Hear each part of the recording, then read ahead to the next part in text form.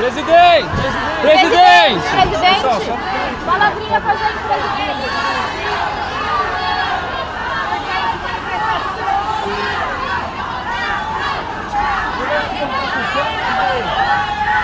Dessa vez, a viagem de Lula aos Estados Unidos começou com uma recepção humilhante no hotel em Nova York. Uma multidão furiosa contra Lula e seu desgoverno cercou o hotel para expulsar Lula e seus comparsas dos Estados Unidos.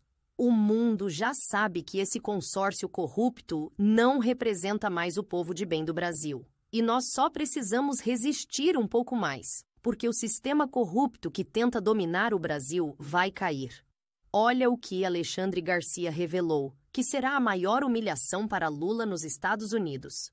Te convido a assistir o vídeo até o final, comentar e compartilhar, para que todos possam ver aquilo que a grande mídia não mostra.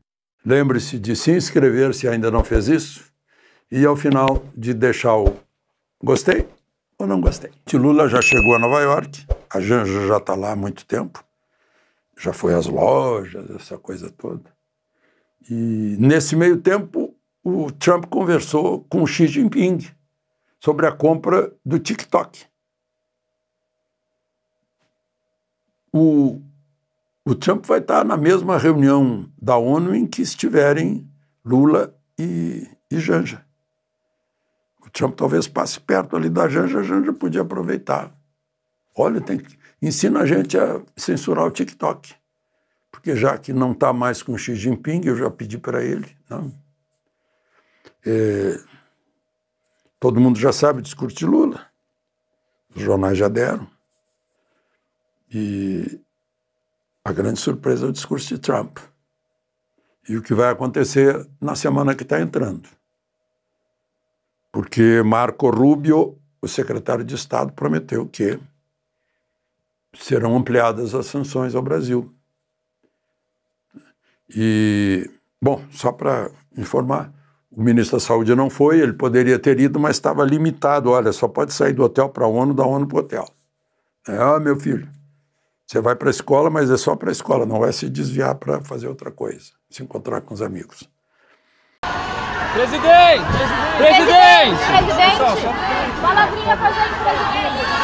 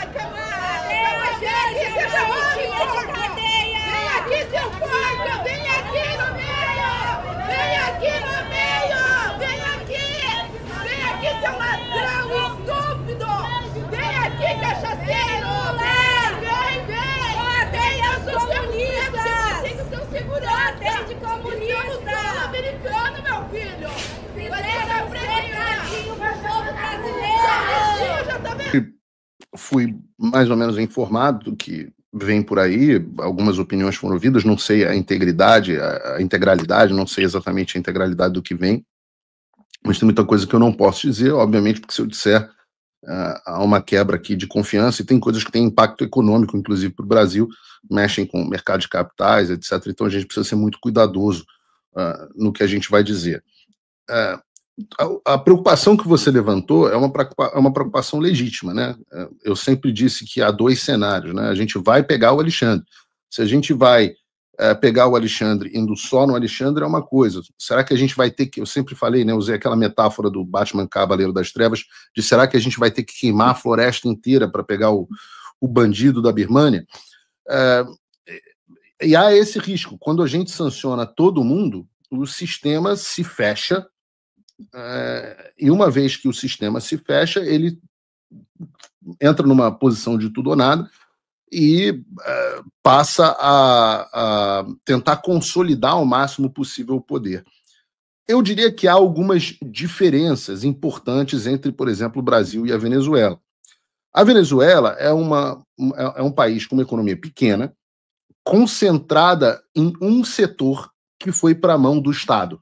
Então, a Venezuela não tinha uma oligarquia tão robusta quanto a oligarquia brasileira. O Brasil é a 10ª economia do mundo, 8ª, 9ª, 12ª, como você quiser, mas é uma economia com muitos bilionários em muitos setores. O Brasil é uma potência no agro, o Brasil é uma potência na parte de proteína, o Brasil é uma potência em várias indústrias, etc., etc., que tem um grau de poder e uma capacidade de pressão que a elite venezuelana não tinha, porque uma das primeiras ações do Hugo Chávez, antes do Maduro, foi a nacionalização da PDVSA e de todos os ramos de óleo e gás no país que concentravam boa parte da riqueza venezuelana.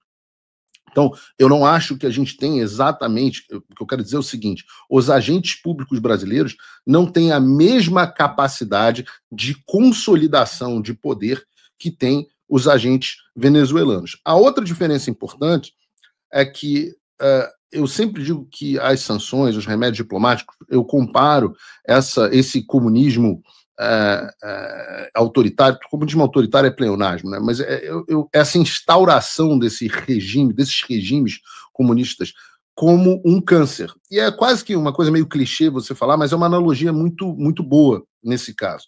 Porque o câncer, quando você descobre ele em estágio muito pouco avançado, ele é fácil de você tratar, né? Eu, por exemplo, descobri agora, 2 meses atrás, que eu estava com um princípio de câncer de pele. Era uma coisa que podia virar, não sei o que, blá, blá, blá. Eu fui no médico, ele foi lá, tirou um pedacinho das minhas costas, falou, olha, disso aqui você não vai morrer mais.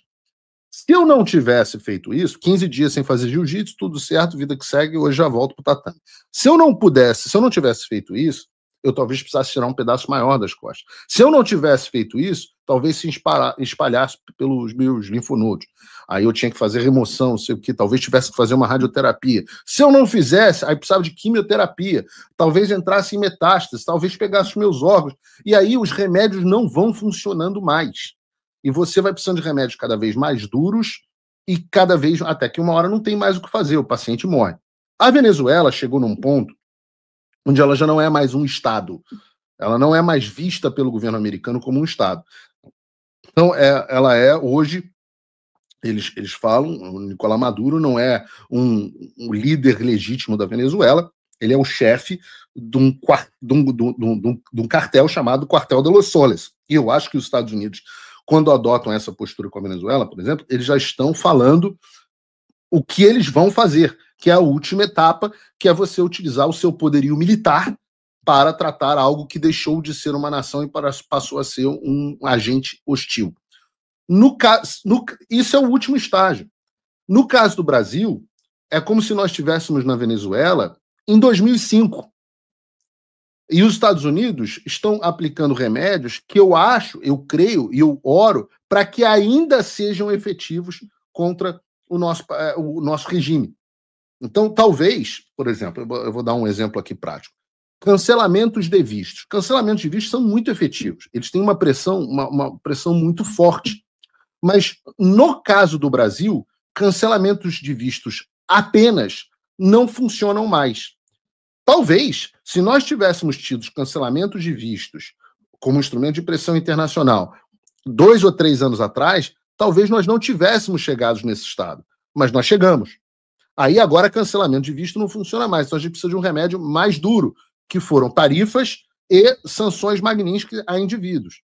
Agora são remédios mais duros. Há remédios mais duros que esses? Há remédios mais duros que esse. A Rússia, por exemplo,